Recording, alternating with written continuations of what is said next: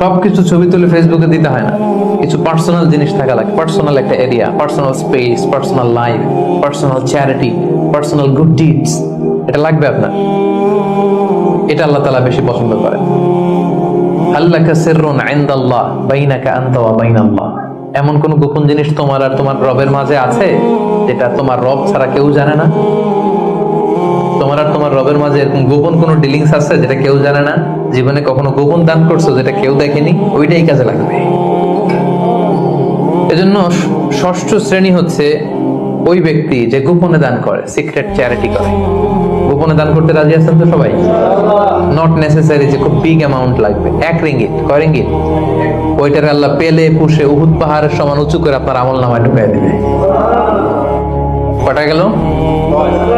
7 number হচ্ছে রাজুলুন যাকারাল্লাহ খালিয়ান ফাফাদাত আইনা, যে ব্যক্তি গোপনে আল্লাহর জিকির করে, আল্লাহকে স্মরণ করে আর চোখের পানি ছাড়ে।